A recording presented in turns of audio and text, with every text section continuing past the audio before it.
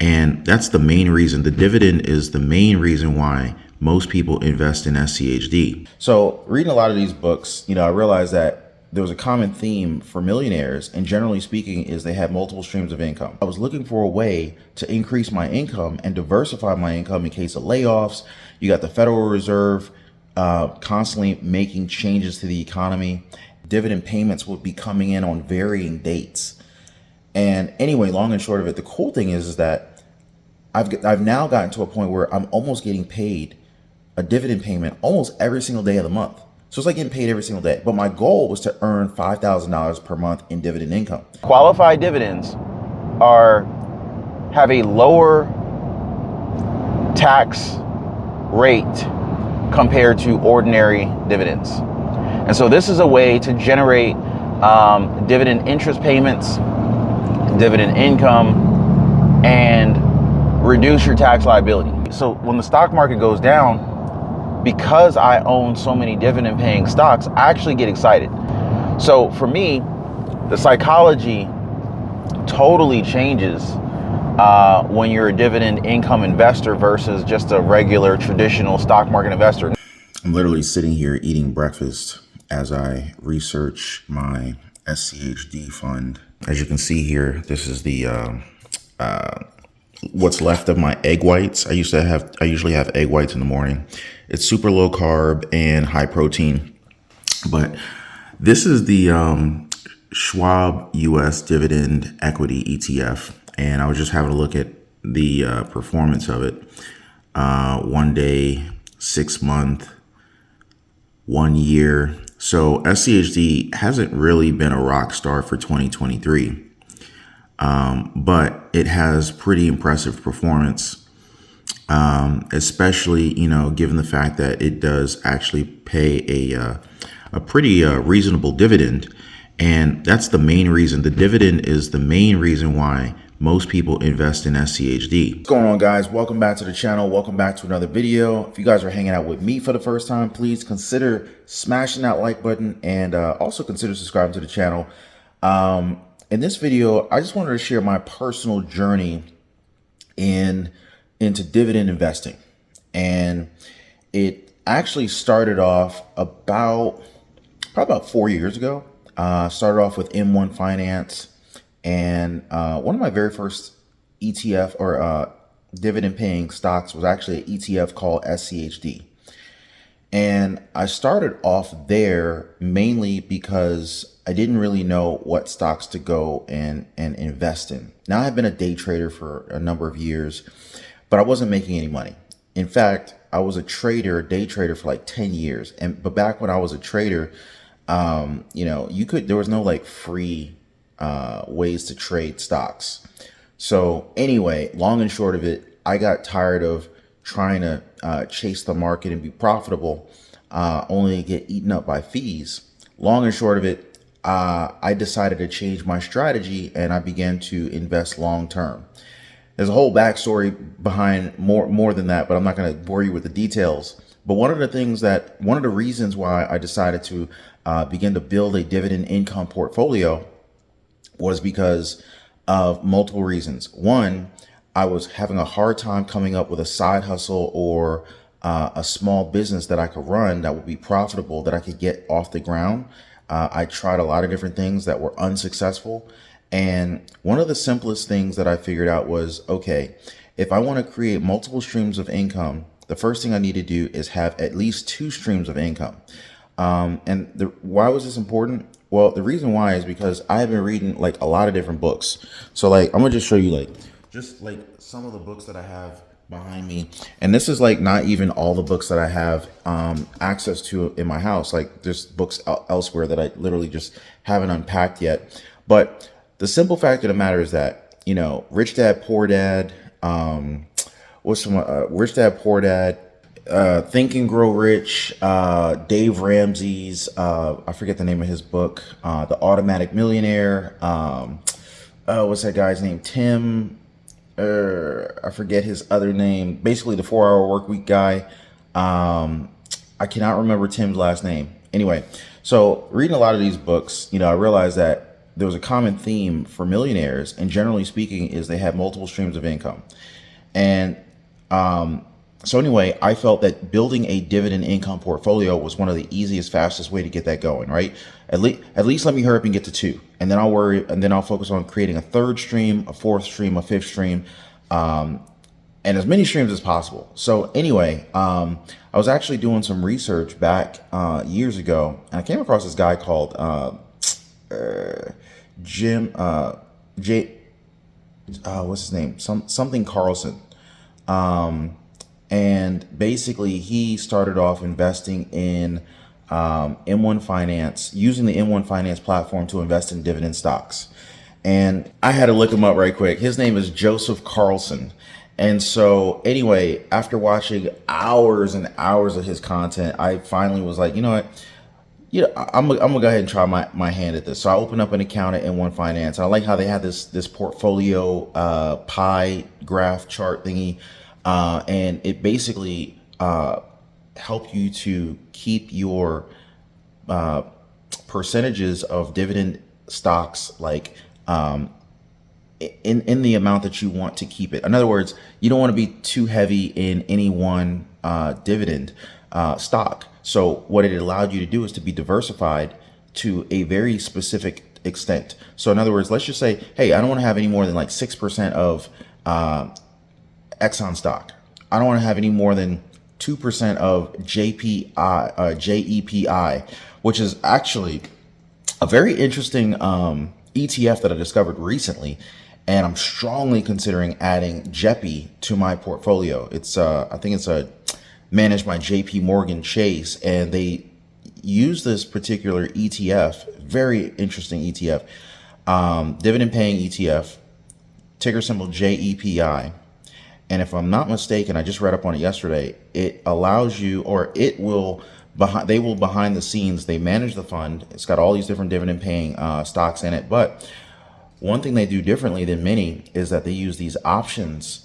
Actually use covered calls. So they sell covered calls to increase the profitability of this particular ETF. And so by doing that, they're selling covered calls on the stocks that they own within this particular ETF. And when they sell, that's more profit for the ETF, and it boosts up the dividend payment that the ETF can pay out. Now, the downside to it that I discovered so far is that it basically limits how much capital appreciation you're going to get out of the fund. But if you're interested in just income, dividend income, it's not a bad fund to get into. This is not investment advice, but based on my research, that's my personal assessment. Now, I'm actually trying to get ready for the day. We're actually going to start heading out to the gym, but I definitely wanted to share this information with you guys because I needed motivation. And Joseph Carlson served as motivation for me when I was trying to get started. I was trying to figure out a path, a way to move forward. And, I increased my income over the years, but that was through regular 9-to-5 jobs. I was looking for a way to increase my income and diversify my income in case of layoffs. You got the Federal Reserve constantly making changes to the economy, and the Federal Reserve at the time, they weren't as much in the news as the Federal Reserve is in the news today, but they're always in the news, and the Federal Reserve is always making changes, constantly manipulating the market, manipulating inflation, and ultimately trying to keep an economic high going. And it's just really not possible. So it ends up creating these huge swings, ups and downs, yada, yada, yada. I'm not going to get into that. But one of the biggest reasons that I really liked dividend investing was because the way I saw it is with dividend investing, you have, think about it like this. If you had a company, let's just say your company had like 10 employees in it, right? Then you have 10 people working for you. But if you have 10 different companies and each company has 10 employees in it, then technically you have like 100 employees. And anyway, the way I saw it is earning passive income through the dividend payments that were received from dividend paying stocks was like having multiple employees working for you. And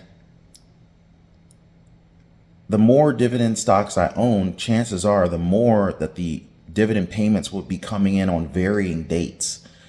And anyway, long and short of it, the cool thing is that I've now gotten to a point where I'm almost getting paid a dividend payment almost every single day of the month. So it's like getting paid every single day. But my goal was to earn $5,000 per month in dividend income. I haven't hit that goal yet, but if I do, when I do, let me rephrase that. When I hit that goal, that will pretty much cover almost all of my monthly expenses.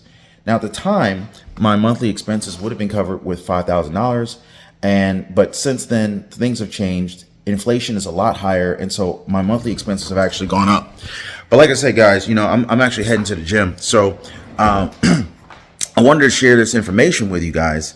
And I did some math. I did some math calculations. Like, how much would it actually take to generate $5,000 per month in dividend income, whether you invested in SCHD or something else? But what I discovered is that if you're getting a rate of return of, say, 4%, if you have a 4% rate of return, your dividend income would literally be $5,000 per month if you had $1.5 million invested. And this is assuming you have zero tax, right?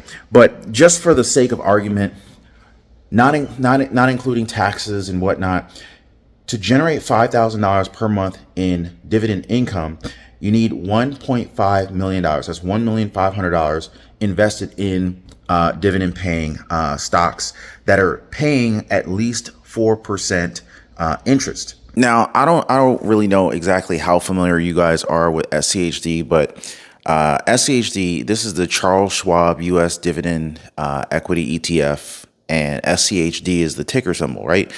So the goal for SCHD is to pretty much just track as closely as possible the total return of the Dow Jones U.S. Dividend 100 Index. And basically, so this is an ETF, and an ETF is an exchange traded fund. And it's just simply a collection of, hundreds of thousands of, stocks or bonds in this one fund that trades on any of your major stock market indexes, like maybe your New York Stock Exchange or, something like that. So ETFs basically combine the diversification of mutual funds with lower investment minimums and real-time pricing. So anyway, the value of the ETF will change throughout the day, just like a stock would. Now, the beauty of the ETF is that they're extremely similar to mutual funds, but they let you trade them as quickly as stocks, and they are much less expensive in terms of the fees that they charge. But there's some things that you should know about SCHD, right? And so basically, SCHD does not pay a monthly dividend. A lot of people are wondering, does it pay a monthly dividend? It pays a quarterly dividend. And the thing is with SCHD, the yield does change. And that's going to change with pretty much any dividend paying stock because it's always in relation to the price, right? But right now it's paying a fairly high monthly income yield of around 3.5%. Annualized. So in most cases, it's better than a savings bank account for the most part. But the dividend growth rate is very, very good. And so is the compounded annualized growth rate because of the stocks that it holds. Now, in SCHD, some of the top holdings are, you got Avago, you got Cisco, you got Pepsi, Home Depot, Texas Instruments, you got Merck, which is a drug company, you got Chevron. So there's a lot of different companies in there, Pfizer, Verizon. So you're getting a lot of diversification, you're getting a lot of diversity by having all of these different companies in there. And I am actually trying to get ready to head out here, but I was just so inspired this morning because it was so early when I woke up. And one of the reasons why I started investing in stocks or investing in dividend paying stocks was to increase my income. But more importantly, not to just increase my income, I was actually trying to create multiple streams of income by having multiple income sources. And so every one of these stocks that I would buy that paid a dividend would be an additional income source. Now, I did not know what stocks to start buying when I was first investing for dividends. I didn't really fully understand the dividend concept. And like, I understand that, okay, these companies that pay a dividend, obviously they have a surplus of cash. Maybe they didn't necessarily have a use for some of this extra cash, because I'm a business owner, and when you have a business, generally speaking, there's a limit to how much you can reinvest into your business. This is why you can grow a company from like making $1,000 a month to $2,000 a month fairly easy. You can grow your small business or your side hustle from $2,000 a month to $4,000 per month.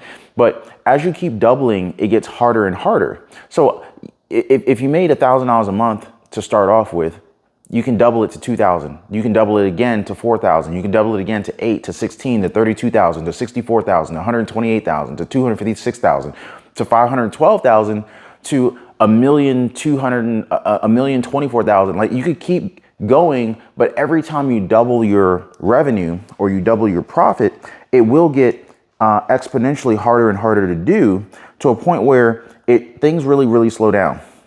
I'm actually making some pre-workout right now, so don't mind me, guys. But the simple fact of the matter is that because this process gets harder and harder to make more money, this is why you don't have, $50 trillion companies yet. Once you're making, this is why when you have like a $20 billion company, this is why that $20 billion company isn't worth $40 billion the next year, because it's just hard. It becomes harder and harder to grow, and the rate of return tends to get reduced over time.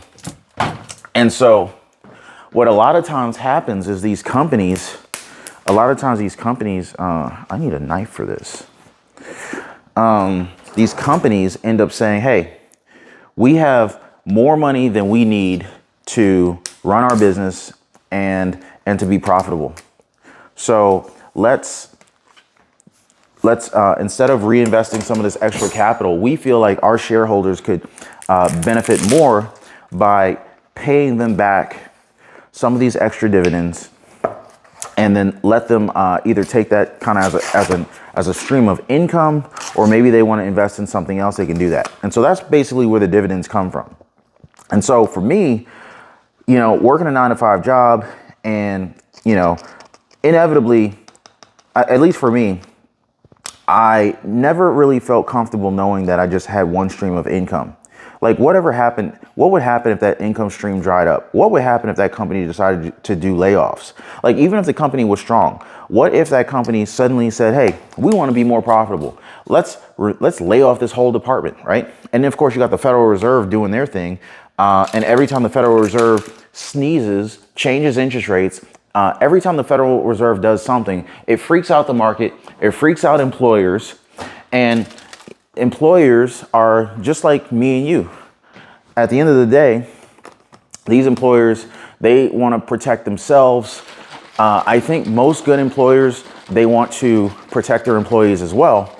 But at the same time, I don't think that it's smart to sit around and just be vulnerable by having one stream of income. So anyway, if you can have 30 streams of income through 30 different stocks, that's quite a bit of diversification. Not only that, it's kind of like, okay, if one of these stocks were to fail for whatever reason, go bankrupt, can't make a dividend payment, then you had 29 other stocks that are still paying you. The other thing, though, is I tend to look at the long-term track record of these dividend paying stocks to see, okay, well, how long have they been paying dividends? How long have these different companies been increasing their dividend rates?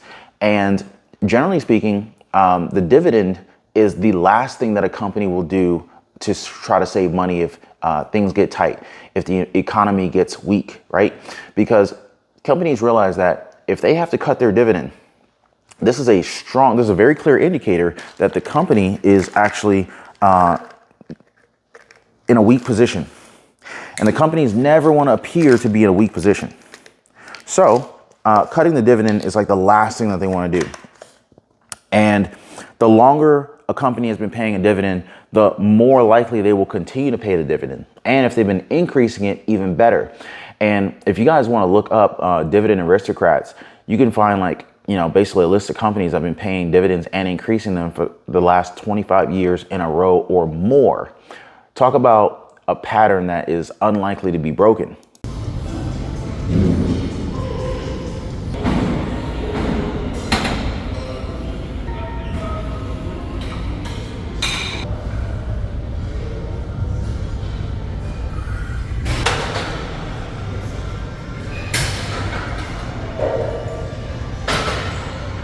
And another thing that really attracted me to dividend paying stocks is the psychology behind the ownership of dividend paying stocks. So yeah, it's great to get paid monthly, quarterly, whatever the case is. But when the stock market goes up, most people end up wanting to buy because they see the green, there's euphoria in the market. People are feeling good, and people feel like that is a time where you're making money. And you kind of are, depends on how you look at it. But really, the time that you should be buying is when the best deals are available. And the best deals are usually not available when the market's up. And so, but the thing is most people panic and they want to sell out of their shares. They want to sell out of their stocks whenever the stock market goes down. So, what I like about dividend paying stocks is that the psychology works to your advantage more so. So, for example, I'm not focused on growing the portfolio. The growth of the portfolio is going to happen over time. But I'm more focused on growing the income that the portfolio generates. And so that completely changes the game. And the lower the stock prices go, the lower the ETF prices go, the greater the yield is. So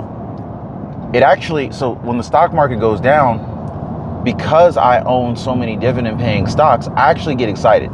I used to be sad or allow my emotions to be taken downward whenever the stock market would go down. The Federal Reserve raises interest rates, then the stock market crashes, that pattern.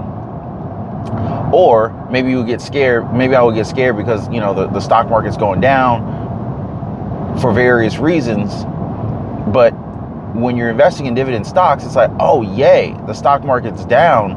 I'm getting more shares. I'm able to buy more shares at a lower price. And the more shares I buy, the closer I get to my goal of $5,000 a month in dividend income. So for me, the psychology totally changes when you're a dividend income investor versus just a regular traditional stock market investor. Now, there are some things you need to keep in mind. Like if you are a high income earner, buying dividend paying stocks may not be the best move for you from a tax perspective. Now, I'm not a tax advisor. This is not tax advice, but I'm just putting it out there because this is something I encountered, with having multiple businesses, side hustles, a regular job, and all that combined. I find myself in a high income tax bracket.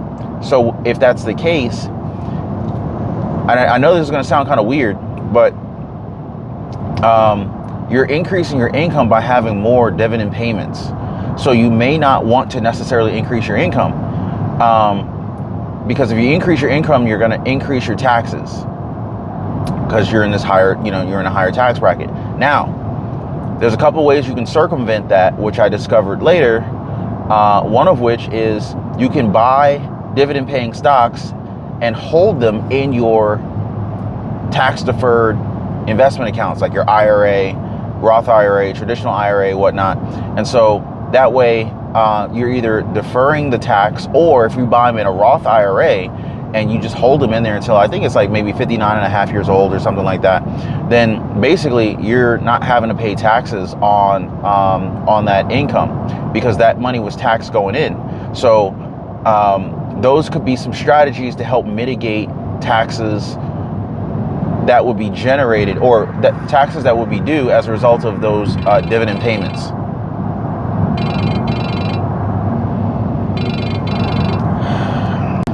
Man, it is so annoying to be recording a YouTube video on your phone and then your phone rings and it just like really throws you off. Like, anyway, so I think I was talking about the dividends and taxes. Oh yeah, so dividend taxes. When you get paid dividends, you are increasing your income. Your income, taxes will be due on that. So one of the strategies I use is I buy these dividend paying stocks and I stuff them in my IRAs. That way it's kind of like sheltering them from the taxes that would be due today. Now, the theory theoretically is that you keep them in these accounts until like you're older and maybe you're retired and you start withdrawing the money at that point in the future. At that point in the future, if you're retired, then your income is likely to go down. So if your income goes down, then then you would be in a lower tax bracket, theoretically. And so if you're theoretically in a lower tax bracket, then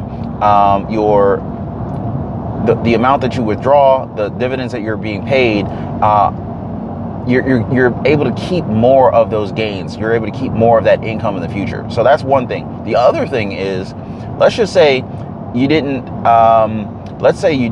keep those stocks in an IRA portfolio. There is something called qualified tax dividends. Excuse me, qualified dividends versus ordinary dividends. All right. So the qualified dividends, they are taxed completely different than ordinary dividends. So there are a number of stocks on the stock market that fall into the qualified dividend category. So if you find stocks that are in this qualified dividend category, if you didn't happen to put those stocks into a IRA brokerage account, you would actually be taxed less. And you guys can look this up. Like I said, this is not tax advice, but you can just look it up. Qualified dividends have a low qualified dividends tax rate compared to ordinary dividends. And so this is a way to generate dividend interest payments, dividend income, and reduce your tax liability. So definitely look into those, look into that. IRS tax code does support that. Again, this is not tax advice. Look it up, talk to your CPA. But yeah, so these are some reasons why I literally decided to go on this journey of, chasing these dividends, increasing income through dividend investments. But this is just one of several things that I'm doing to increase income. Because again, like I said, reading all these different books, millionaires have, on average, a minimum of 3 income sources. So one of the easiest things that pretty much anyone can do to get started is to, if you got a job already, that's one income source, check. Open up a brokerage account, M1 Finance, Fidelity, Robinhood, whoever you want to do business with, Vanguard, and start stocking up on these dividend paying stocks, these dividend paying ETFs. And once you do that, you now have 2 income sources. Now you got to do is find at least one more, and you'll start to begin to join the ranks of the millionaires who have at least 3 income sources. But for me, I want to target 7 or more income sources, and I'm pretty close to doing that. In fact, I might already be there. I need to look at my different income sources, and maybe I'll make a video of that in the future and share that with you. But that's all for today. I just wanted to kind of share that quick update with you guys. That's kind of like why I like dividend investing and kind of like what got me on this journey. But I wanted to share that with you. Drop me some comments down below. Let me know if you got some value out of this video. And if you did, let me know. Like, comment, subscribe. I'll see y'all on the next one.